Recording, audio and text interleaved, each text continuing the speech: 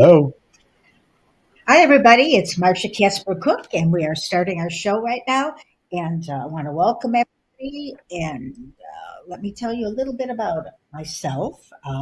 Because I always forget that. So I shut the music off. There we go. Okay. I am a writer. I'm a podcast host and producer of all the Michigan Avenue media shows for the last 16 years. And I have a very good guest on today. I used to be a agent at Marcus Bryan and Associates. It was my company, and I was from the Writers Guild. And so that's where I met Murray Siegel, and he will be joining me right now. Hi.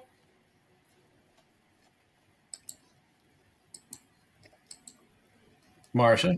Hi, Yeah. Murray. Yeah. Hi. Yeah. Hi. Hi. Are you? So glad you're on. So glad you're on. All right. Tell everybody about yourself. And Yeah. I, Sorry it's about that. exciting to have somebody that was a client on for I years. heard you. I heard you start the show, and then the sound cut out. So Oh, sorry okay. about that little That's okay. delay there. Okay. Okay. So we're settled then. Yes, we are. We hope. After 16 years on Blog Talk, yeah, this is an adjustment. Let's just Yeah. put it Yeah. that way. Yeah. Yeah. But I Okay. have more control now. I did it before because if the show doesn't work out, then I can just, that's it. But Yeah. in Yeah. 16 years, I never had to do that. So, and so far I've had four shows and I haven't had to do that either. So this won't be one either. So, okay, so Okay. Well. tell everybody a little bit about yourself. Okay. Well, my name is Murray Siegel, and I was born in Baltimore. I've lived in Maryland my entire life. Right now, I live in the suburbs of Washington, D.C., the Maryland suburbs. I attended the University of Maryland. I received a BA in English and I minored in film. And from there, my career mostly involved advertising and marketing. I recently retired from a position as a marketing director for a company. And over the last few years, I published two books. One was a novel, and the other one was primarily short stories and memoirs of things that had happened to me in my life, but retold in a funny way. And it also included quite a few um, Facebook memes that Yeah. Yeah, I know. that And yeah. you have a really good website. You have everything Thank you, about yourself out there. And, it's well done because it's easy to use. thank you, thanks. Everybody needs one. I had a show a few weeks ago about that. Everybody needs a website. It's just a landing page. So if they're on Amazon and they see your book, they want to look you up, at least they know everything about you that you've done. It's good at what you have because Well, I think people like to know that, what you've right, and done. it works both ways because the website, which is simply Yeah, murraysiegel.com, also will refer people to Amazon right. because some people come at it, people see the website address on the back of the books and maybe they're curious and they want to read more about me or they, want to find I think out. people love that. I think people really like that. Um, that's why I wish they would, Barnes and Noble and these bookstores would start having more authors because Mhm, people love to meet authors. They mhm, enjoy mhm. it. And Well, yeah, I mean, I'm the same way as a yeah, reader. When yeah, I'm reading a book, if there's a website listed on the back or anywhere on the book, I go to that. I've yeah. gone a step further and I have followed a lot, not only followed a lot of authors on Twitter or Facebook, but when I finish reading a book, if it's someone I'm following, I send them a message and just tell Yeah. them, well, Oh, that's nice. if That's it's a very, book if it's a you book know, I've enjoyed, I send them yeah, a message. Yeah. I think that's really nice. And audiobooks, like I read a lot, I listen to a lot of audiobooks, and at the end of the audiobook, you can give stars. And I like that because I just, you don't have to write a long review. I think you could write like a sentence or something, but I think it's easy to do. I think sometimes the problem with reviews is people don't want to do it. Hmm. They think it's, they just don't know what to do. They say, "Oh, I'm not a reviewer," but they have Right. no idea how important it is to authors to have reviews, It is, and it's on hard to Amazon, get. it certainly helps. It Yeah, helps anywhere.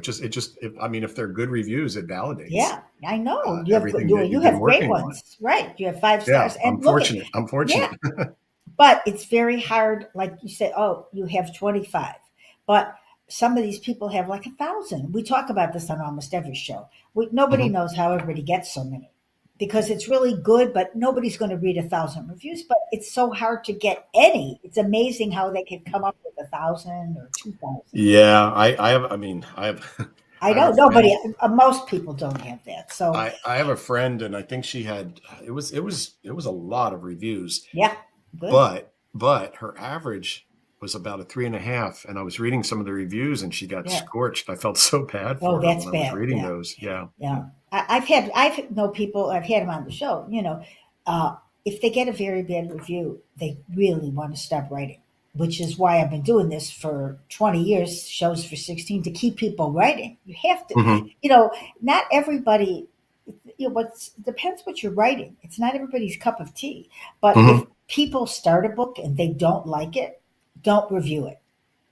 Right. Just Right. forget you ever read it, and that's it. You hate the book, that's fine, but don't ruin it for the author because Right. it is ruining it and the ego of an author. A lot of people, if they get some really bad reviews, some people really take it to heart, and that's that. They won't Yeah. write. Well, yeah, and you shouldn't. You shouldn't. No, I mean, I review every book I read on it's nice you Goodreads do that. on Goodreads.com, but Yes, they're they're generally quick reviews. I mean, yeah, I'm not I'm not a scholar who sits there right, with notepad and with the design purpose of writing right, a review, which a lot of people right. do on Goodreads.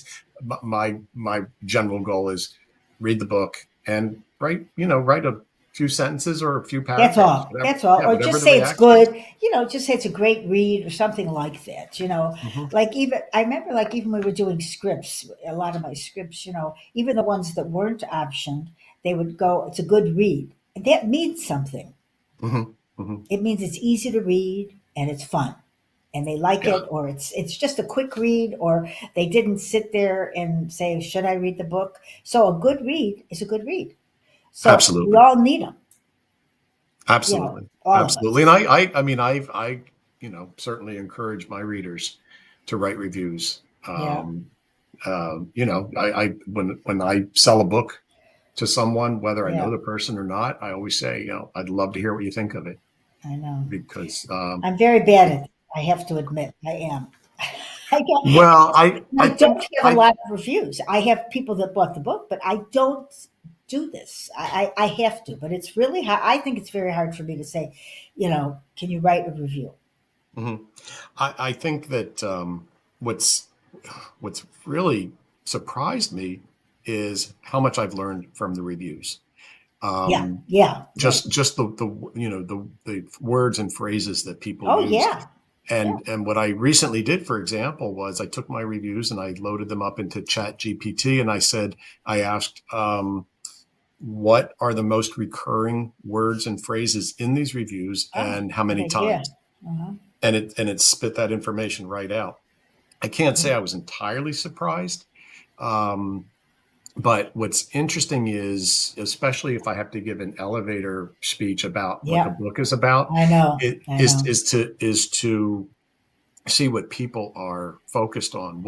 There's what I Yeah. think it's about, and what people, what readers think it's Well, about. I think now it's not so much the hashtags, it's the description and the words in the description that matter. I think it picks up that on the Yeah. internet. And so that's, listen, it's changing while we're talking, it changes. But, like even I wanted to change some of the things on the show today, which I will, um, because I wanted to write something more. But Mhm. I think description, it's hard, but with chat, the chat AI, it's really true. I can't believe how fast it works and how good it is. It picks up almost the feel. If you put in a certain thought, it kind of goes off your thought, and it's amazing. Absolutely. Absolutely. It's like amazing. It's like something I could have thought about, but they out of what I wrote, they thought it. They Hmm. just put it in better words. Because that's the Yeah. hardest thing. You remember with screenplays, writing that log line. Oh my Hmm. God, Hmm. Hmm. it And it's yeah. hard. Yeah, and the funny thing, not well, it's not really that funny, but the funny Well, thing is that okay. both of my books, both of my books, Murmurings and Cupid Wore Snow Boots, No, they're not easy to describe in a sentence or a log line. right. It's I don't and, find much easy to describe in one sentence, but I no, do it. no, Yeah, now it's no. easier.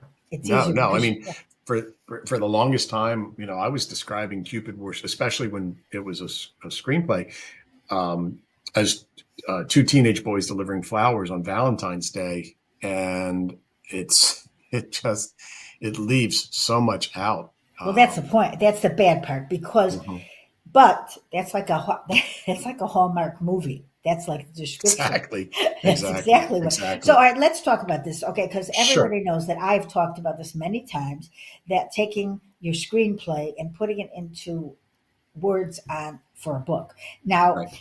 uh, I think it's a good thing, and I even had tried to take a screenplay, which I did, and put it on Amazon, and they with the cover, and I love that idea, but it didn't seem like people like that idea. But it Hmm. looks so nice, and Hmm. it's on Amazon. I don't even Right. push it, but I probably should. But it's. I think now that we can do this because it's it's a great idea. So all right, here you go. You wrote the script. Hmm. So what made you decide that, oh yes, I can do this into a book? Um, well, okay, a few things. As I wrote the Yeah. script in Yes. 2009, and even before I met you, had tried Yeah. to sell it. Right. And yeah, I mean, just after a while, that we just saw that there really wasn't interest for it at that time. It was a romantic comedy at a time when romantic comedies just aren't doing as well.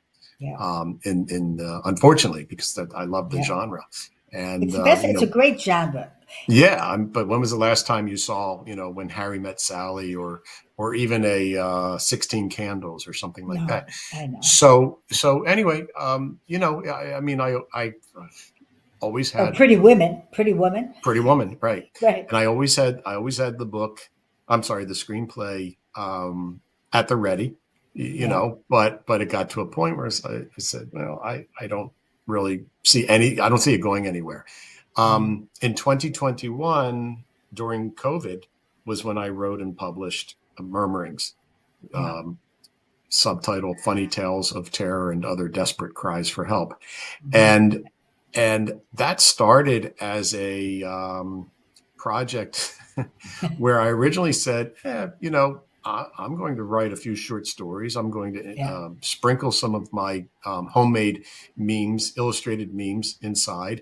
And I'm going to try 16 pages, and I'm going to send it to some friends and see what they say. And they loved it.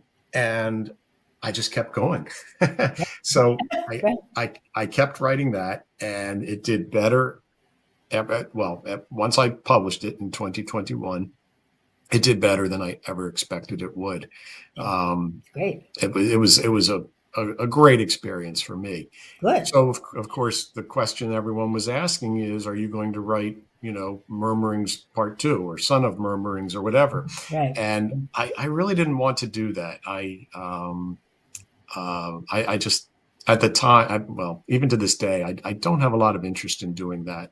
Yeah. No. So I had to decide, what am I going to write next? And I would say it was probably early 2023 where I said to myself, that screenplay for Cupid would make a great book. It Right. would be a challenge. It would be a challenge, Oh, but it's a challenge, but why it's not? yeah, Why yeah. not? I've done So it. Mhm. so that's how that came about. That I made the decision to convert it from a screenplay to a book. Um, I knew that at that point I had an audience that may or may not buy another book from me, but I thought, well, and it's the two books are so different in many Right. ways. There's also similarities, but they're very different. One is a novel, and the other one's really not at all a novel. Mhm.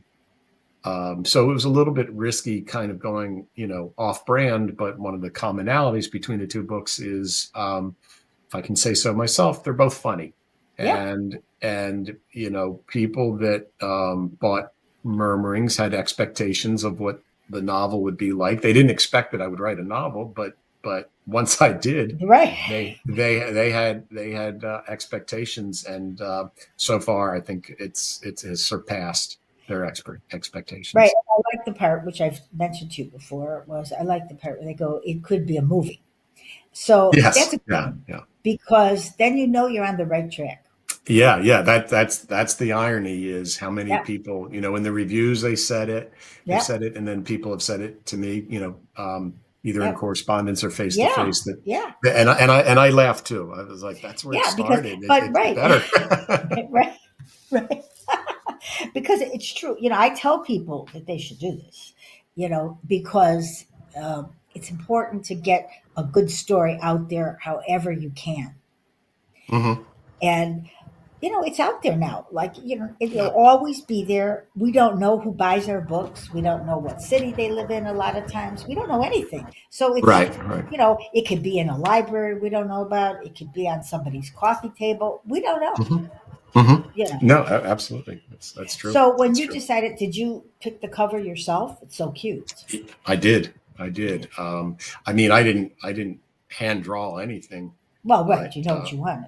right, right. But that was the front and back covers were my concept. And for people listening that haven't seen it, the cover art, if aside from the title of the book in big bold font, is Cupid, with his bow and arrow, wearing red snow boots, and he is hovering over a 1975 red Lincoln Continental.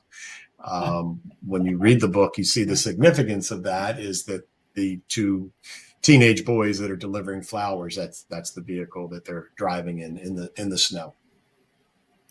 I mean, even just hearing about it, it's just like something that, Hallmark would take, but it's so hard to get to Hallmark, even if you know people there. I mean, but, Hallmark is still what people watch during Christmas and what, even, well, they have Hanukkah now. They have a few Mhm. sprinkled in with Hanukkah.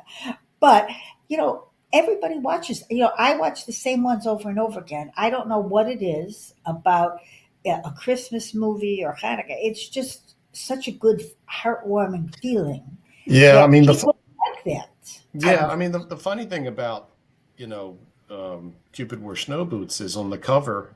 I mean, the tagline I used is a most unusual Valentine's Day novel.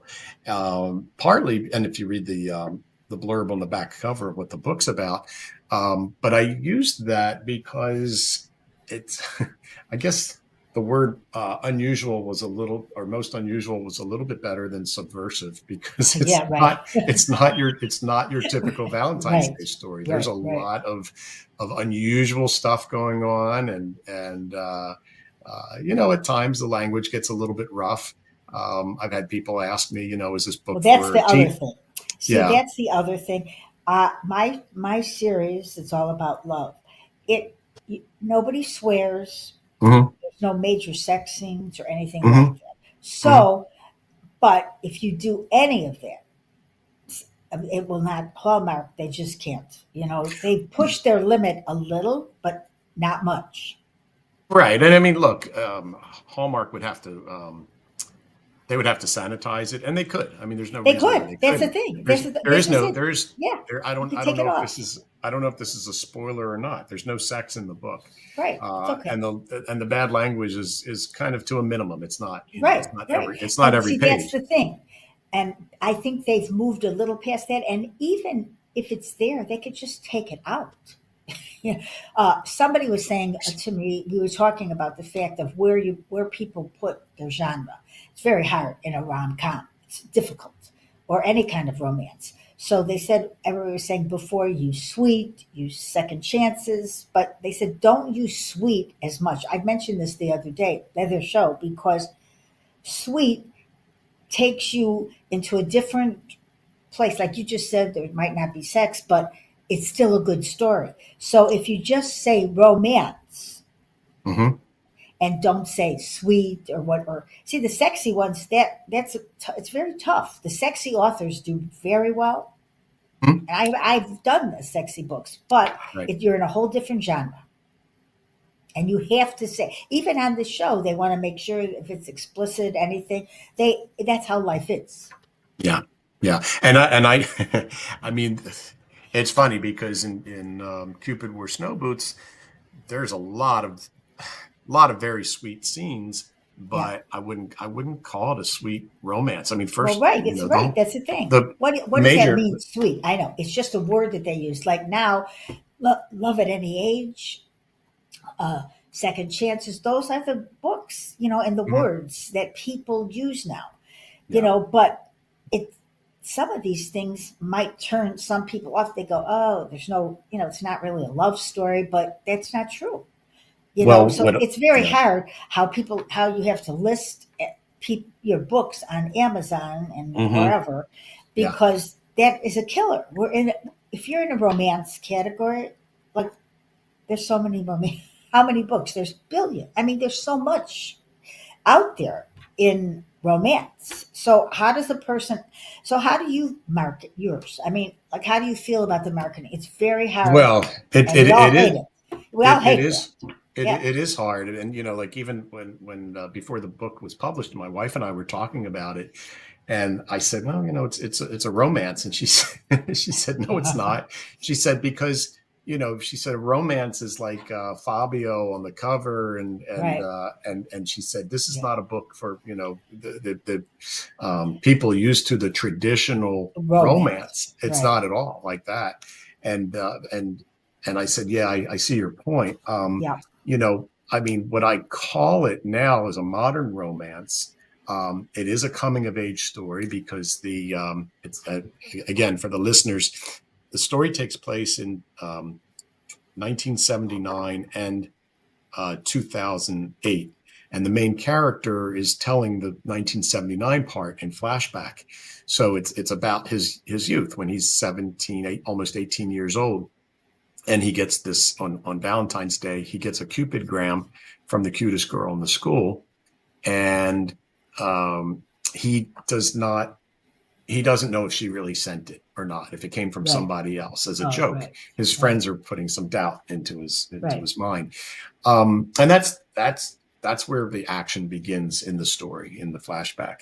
Um, so you can see that there's a potential for romance. That's the driving force behind this Right. teenager. Is he has to Right. find out if she sent him this note, and then of course the conflict is that he can't find out because he has a commitment to deliver flowers with another teenager that day for a flower shop. He's tied up for what he hopes is going to be a couple of Right. hours, and it turns into a lot more than that. Right. Um, so so the thing that drives the book is this teenage desire for first romance, Yeah. um, and then how he's telling the story to basically to his son and a few other people, and it's a coming of age story, of course, and what I've even said that it's a coming of age story, but also shows that you can come of age more than once in a lifetime. Right. Um, Right. it's Yeah.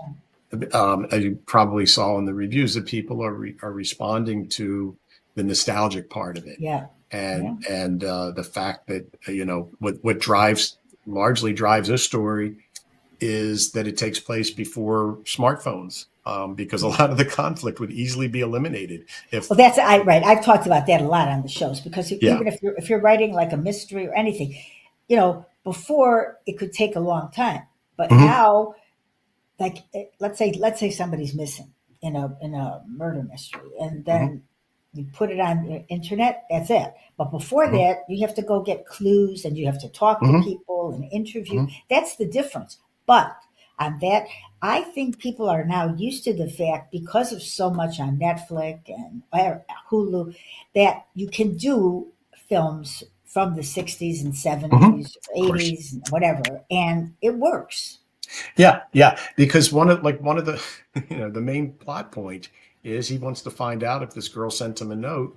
Her father happens to be the principal of the school, and the only way that you could have called someone back in 1979 was on their landline, Right. and the only way you could find a phone number was either calling information or looking in the white pages, Yeah. so the main character knows, well, I'm not going to be able to call her landline. Her father's, father's Right. my principal. He's going to answer the phone. Right. I can't call her. Like I Um, remember, like as a teenager, I'd have to like put my phone under my blanket and be able to talk, so my yeah, father would hear me. You know, yeah, and that's it's so different in those days, but it was kind of those are the movies that still like like Ferris Bueller. I mean, all of those kind of movies hmm were fun, and people well, still watch them. because I know you've said this. Everyone has said it. A Yeah, good story is a good story, that's right. and and uh, Yeah, yeah, and I mean, yeah, because if I had written Cupid today, people would say, well, why doesn't he just call her cell phone? Get her right, cell phone right, number and call her exactly. cell phone. So I think that makes the story. I think it makes it more fun. So Um, do young adults read the book? Are they reading it? the book It's is really pretty hard to new. figure out young adult now because Yeah. Kristen Lindsay Hager, who does shows with me a lot, she has young adult. And so it's really a hard market because you don't Mhm. want to go too far, because sometimes the mothers read the books too, let's just say, so Mhm, the kids mhm. read.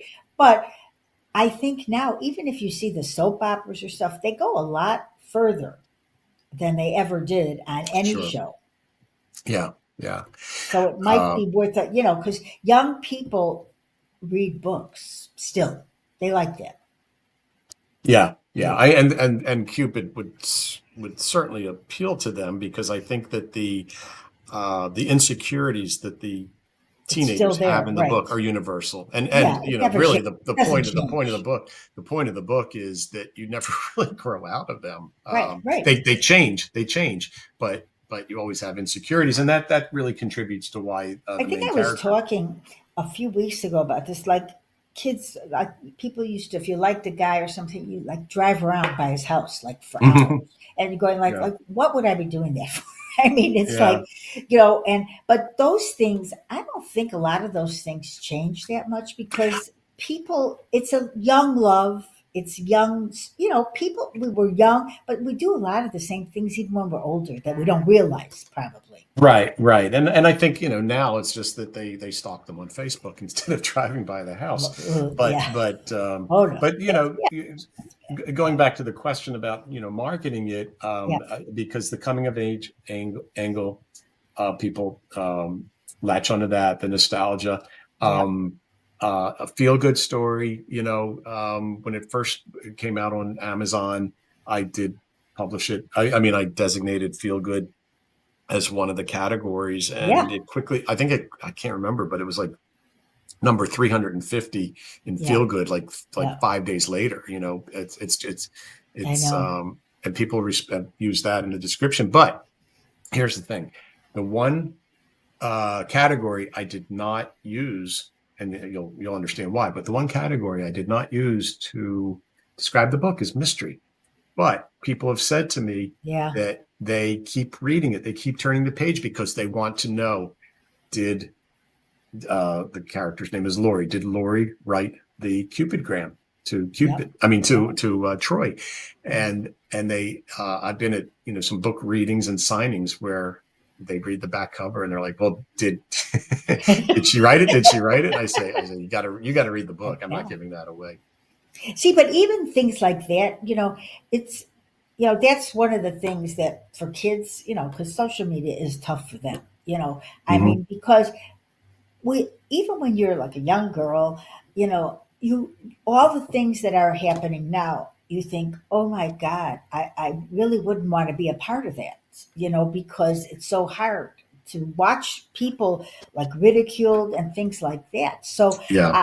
on the other hand, it's good for a good feel of a good feeling is a good feeling. I mean, that's the thing. I think people need that. Like sometimes I'll say to my husband, listen, I just want to laugh. I do not want to think. Hmm.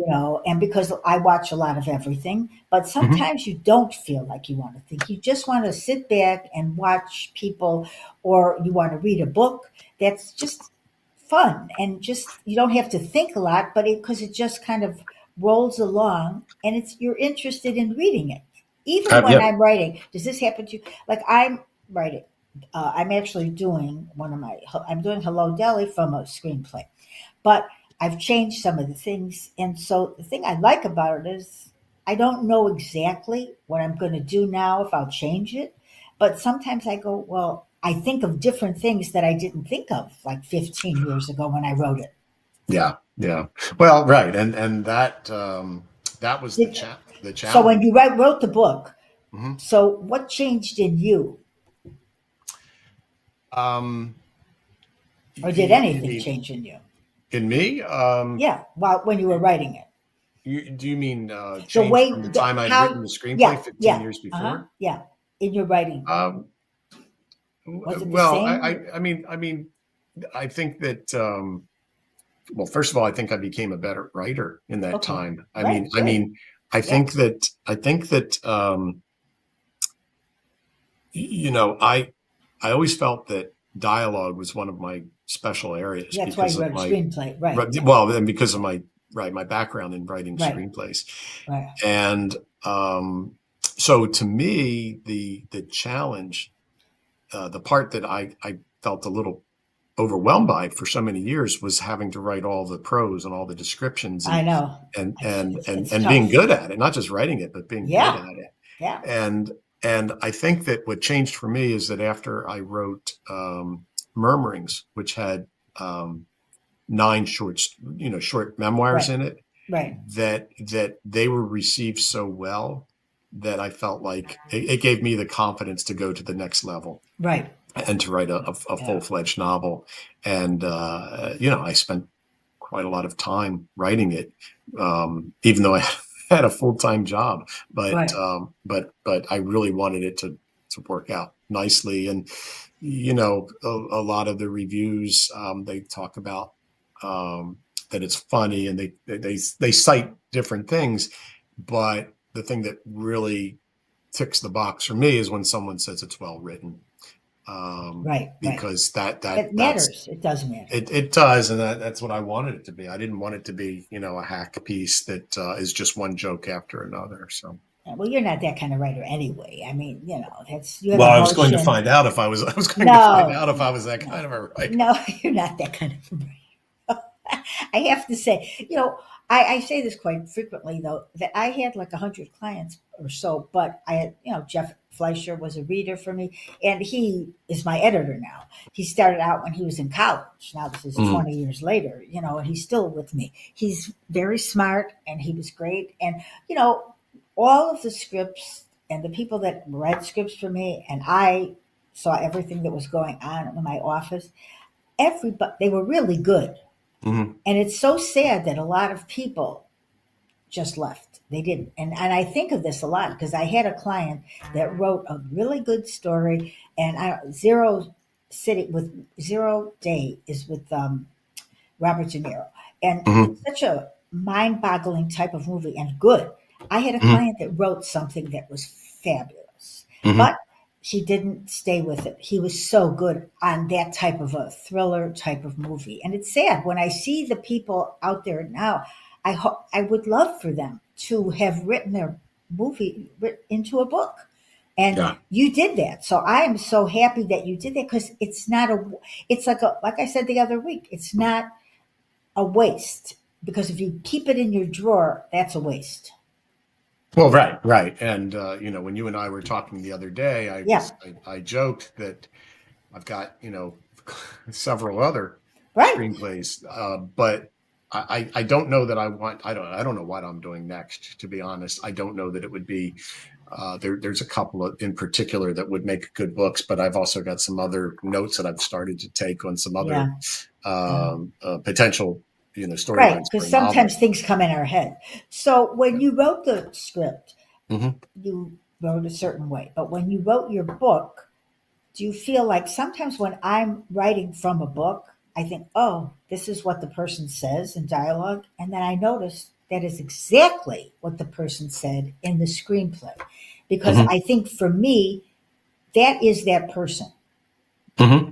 Is that for you? Do you Well, feel that? It's that yeah. person. Oh, yeah, yeah. I mean, what I did was, um, there were large sections of the novel where I, went back to the screenplay. I Yeah. copied and pasted the pages, Yeah. and then, and again, this is a challenge because you're not just writing, you're editing, and Yeah. I'm looking at the dialogue, and I'm thinking, does it still work? Because the characters evolved, Yeah. quite a bit, particularly Troy, Well, right. the main character. He evolved quite a bit, and then he has a sidekick who I've described as a 14-year-old going on 35 who Right. thinks he's James Bond and the The Fonz, and sidekick are great. Sidekicks are great. yeah, and I mean, I built up his character as well. The Yeah. dialogue, while I used a lot of the dialogue from the screenplay, I found myself creating a lot more Oh, dialogue, yeah. which Because was a I fun challenge. when I look on page one, let's say to go to page five, and then I in a screenplay, and then I get so much further than page five because it's changed so much in my head, but the characters still, I feel like when I'm writing them, I still have their voice. Yeah. Well, what I ended up doing is the main female character. Again, her name is Lori, and Lori was never really hashed out in the screenplay because she was supposed to be this great object of desire, Right. and everything was through Troy's perspective of who she was and what she was about, and or how he perceived her. Right. Yeah. And I knew that I had to expand on her character quite a bit. Right. Right. So one of the devices that I use in the book is there are um, uh, diary entries that come from I Lori. love those. I like She's those. writing diary entries, and and they are all part of the storytelling technique. There's the book. It has several different techniques in it I love because diary. I love diary in it yeah, because and that, it's not prominent. It's just right, a every, few. every, yeah, there's, I can't remember, there's maybe four or five, but the story's told in flashback, like I said, and Yeah. it bounces back and forth between 2008 and 1979. There is a device that I created, a narrative device that I created for the book that was not at all in the movie, and that's two young boys in Italy digging up. They're on a treasure hunt Yeah. in 2023, and they unearth a vase that has a rolled up handwritten transcript of an interview with Cupid. Yeah.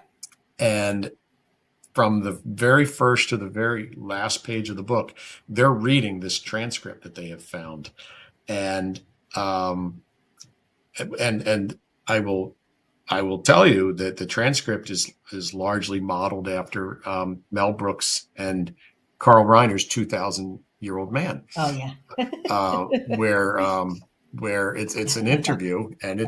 it's funny and it's snappy, and the whole reason I did that was because Cupid was barely a character in the book. I mean, he shows up a few times, and I wanted to flesh him out quite a bit. So that's what I did. So that's one narrative device to get the story across is through these cutaways to the interviews, cutaways to the diary.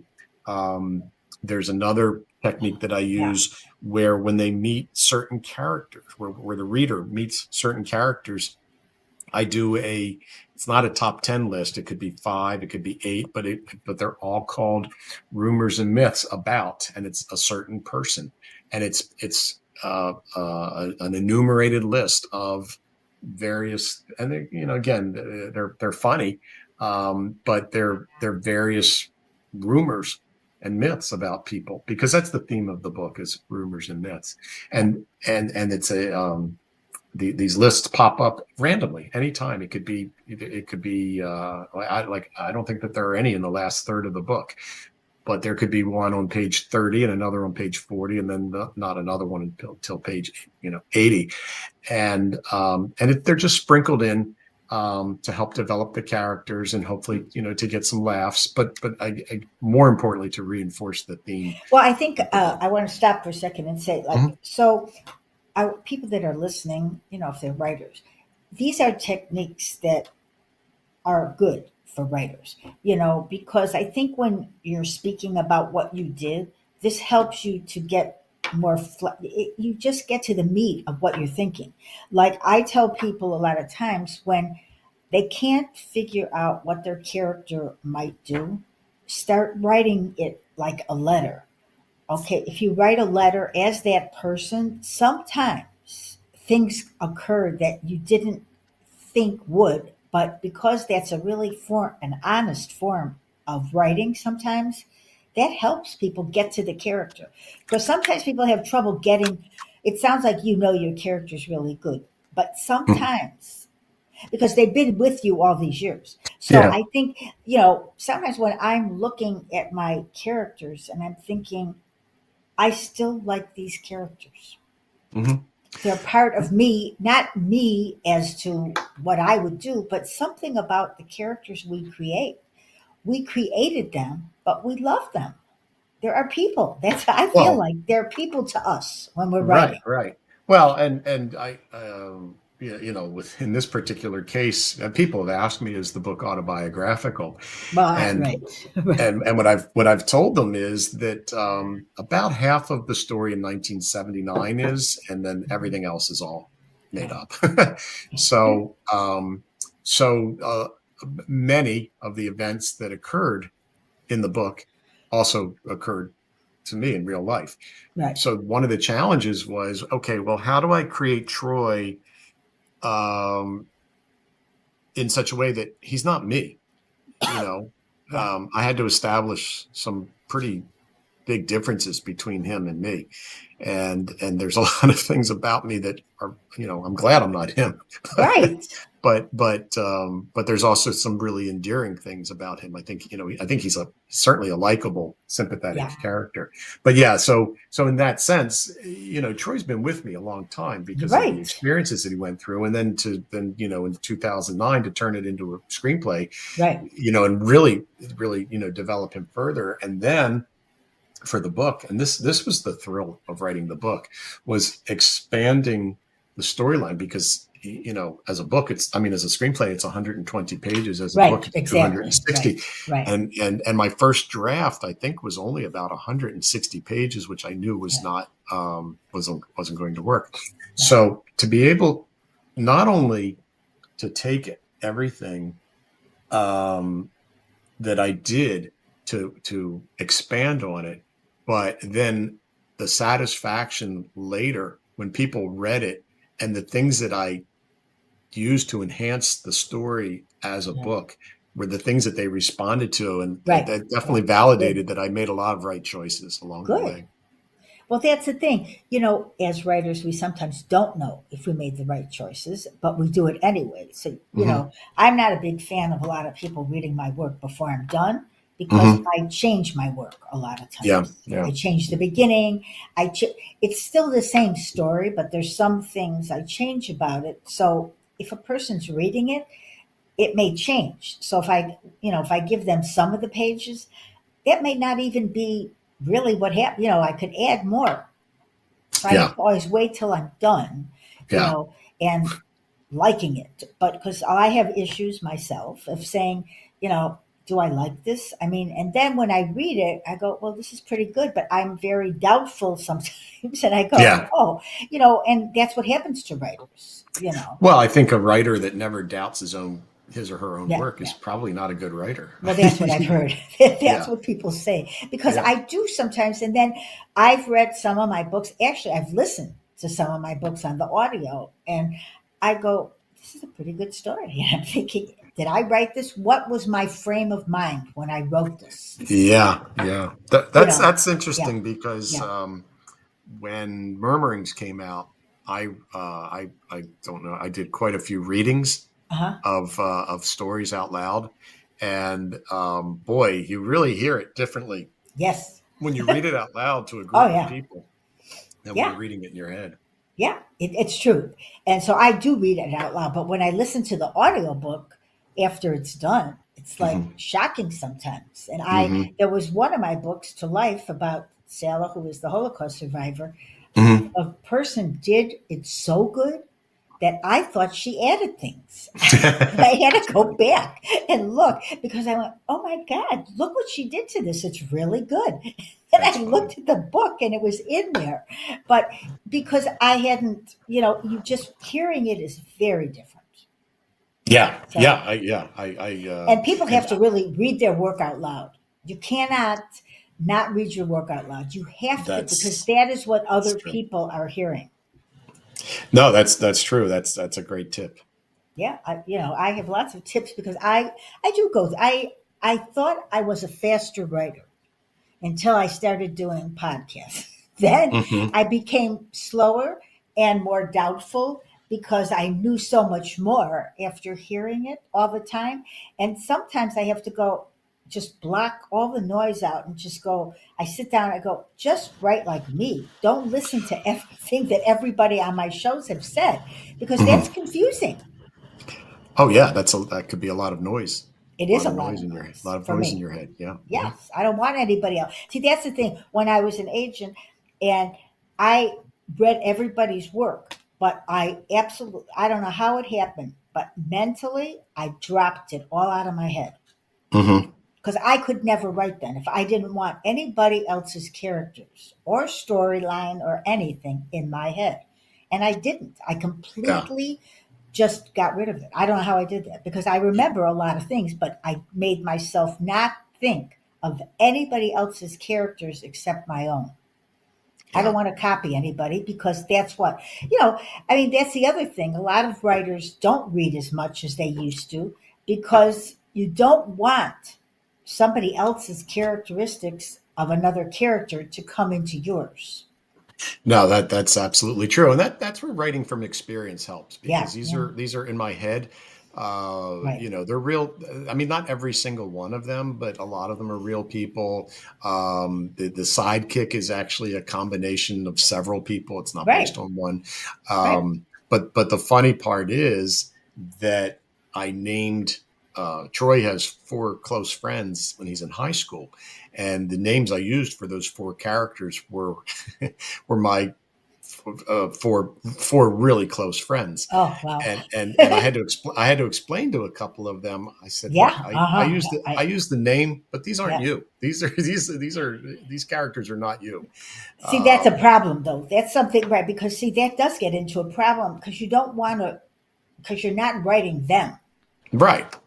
right. But so And why in didn't fact, you just why did you use their names though? Just for the thought, um, just for the, funny. I mean, it's just once yeah, I right, used those names, I never yeah. thought about changing them again. I didn't put any more thought into changing them. But I can't. what I did do was, I think that the characters are such a departure from these real people, Yeah, or I shouldn't say real people, but from whose names I used, that I can't imagine them reading them and saying, "Oh yeah, that I did that." And like I told one friend, I said, "If you read this, you're going to say I never did that." I was like, "Yeah, that's kind of the point I'm trying to get across right, to you." right. See, Yeah. right. I know. See, that's the thing. But a lot of my friends say, write about this, thing when we were younger. I go, I don't want to write about it. I have to like make it all up. That's what I want Hmm. to do is just use fiction, not anything. Hmm. But I guess, somewhere along the line, some of the things I've heard, of course, they're in my stories. But I find it very difficult to change a character's name. And I had to do this now because the screenplay was from a woman, and then it was I was supposed to go to Walter Matthau, but he Hmm. died. So I already Hmm. had changed it. Like I said, too, I had told you that. Like I had changed it to a man, so now it is a man. But I can't change my characters. Like I have a dog in it. It's Gracie. I mean, Hmm. the people when I make a character, it's very hard for me to change their name. Yeah, well, what's funny is that my my wife read the book and she said something like she was getting two characters confused and they were minor characters, Yeah. and I said no, that person's this and this one's that, and she says, well, both of their names start, I can't remember what letter it was, I think Right. I know what you're saying. C, Yeah. and she said, do you realize you have Yeah. 5 characters in the book whose names start with C. And I said, no, I said, No, that's a very subconscious thing. I know And, that's and, bad. and so But I ended up, I do changing. that too. Yeah. Yeah. And I ended up changing one of them, but, So I remember somebody said to me, well, actually, it was my editor. He goes, "Do you remember?" This was years ago. He goes, all your characters seem to end up like in the hospital for one thing or another or whatever. And I Mhm, go, "Well, yeah, I was a lab tech. I worked for doctors for years. I drew mhm. blood. That's what I did." So for me to go into a hospital situation is nothing. So I guess I didn't even notice I did that. And he Yeah. said, do you notice that you have a lot of characters named Grace? I go, I didn't know that. And I No. do. I now after someone says it, then you know it. But I do. Hmm. And Hmm. it must be a name I like. So I think when I see Grace, to me, I see that person. So if I'm seeing that person when I'm writing, I'm going, and then it's Grace. And Yeah. then I Funny. didn't realize it. So somebody said that. Because as That's funny. writers, I don't think we realize a lot of these things. We just do them. We're Yeah. writing, you're right. You see it in your mind. It's visual. Well, that, and I So think that that's who coming up they with a are. name, I think coming That's up how, with a name is oh funny yeah, because it's either you can overthink it or just not give it a lot of thought at all and say that's the yeah. guy's name. I'm not going to That's like it. make up Right. That's who. I mean, unless Right. you're working in symbolic names and stuff like that. Which I should say. I was talking about Sid Field. Okay, Hmm. a lot of people have asked me like if they can write a screenplay or whatever. So I wanted to not forget this.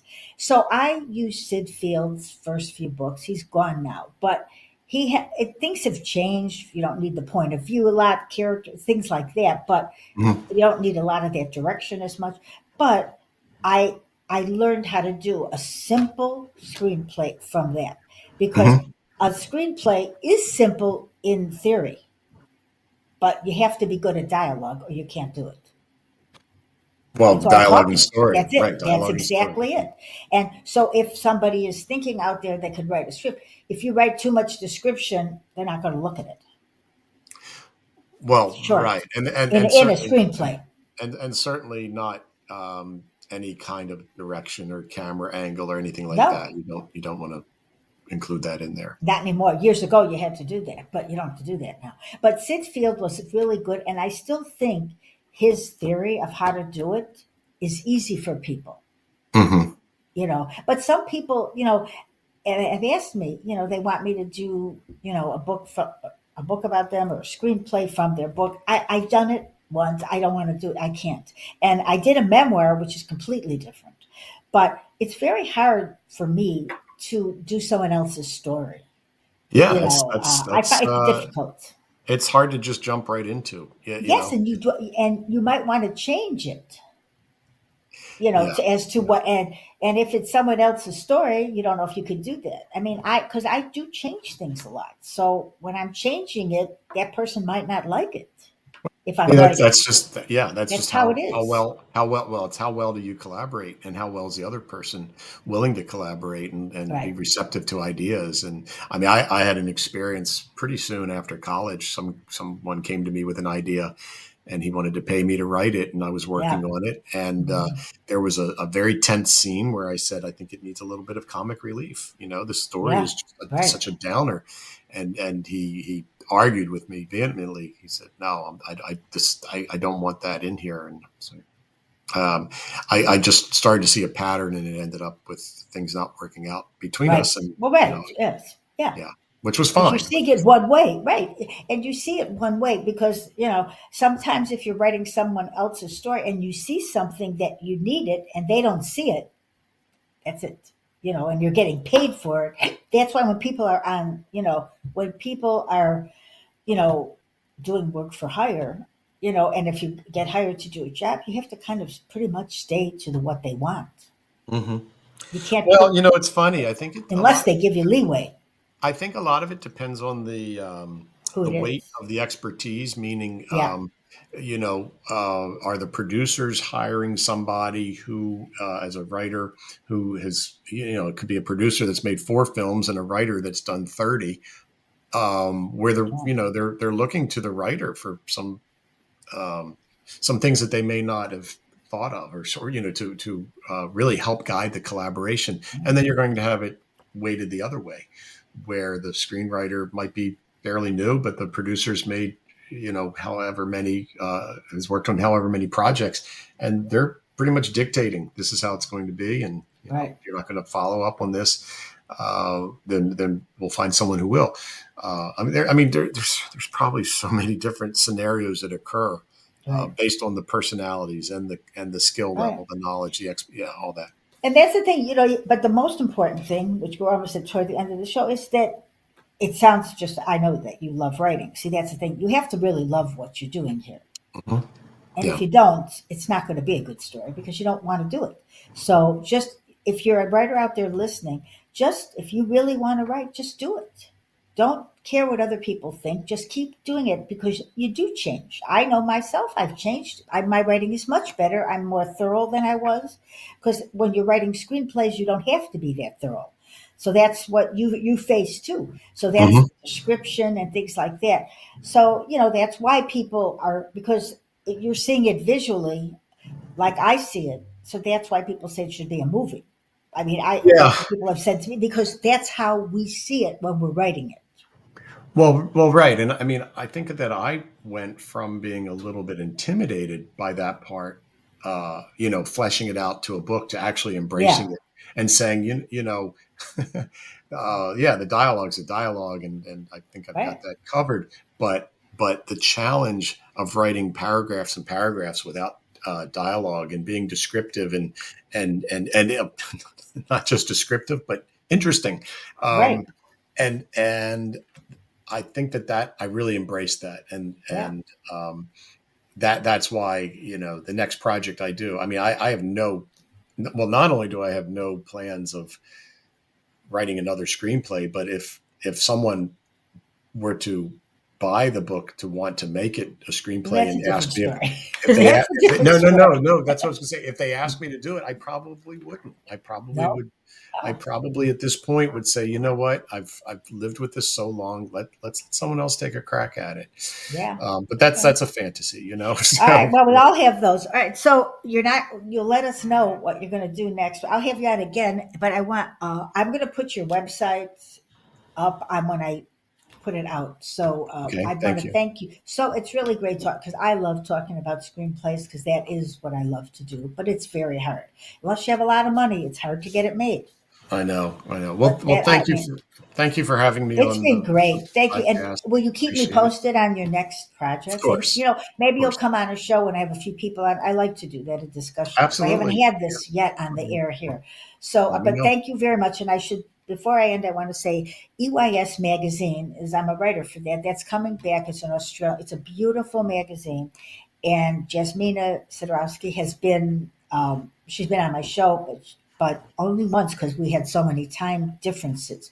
But we talk all the time, and she has a whole great international team. And I'm not sure, there's a couple of us from the United States, but it's a very beautiful magazine. I'll let you all know when it starts. She hasn't done it for a couple of years, but we're going to be starting it up again. So I hope you'll all look forward to that too because it's a beautiful. She did such a great job all the time. So now it's coming back, so that'll be good. And let's see what else. Oh, next week is Rachel Thompson, and it should be very fun. And okay, and I will keep you in mind when I have a group of talking, different talking people. We have a good Sure, discussion a lot of times. I'd love Uh, it. okay, good. All right. Thank you all, and have a great night. And thank you all for listening. Bye. Thank you. Bye bye. Bye. Bye bye.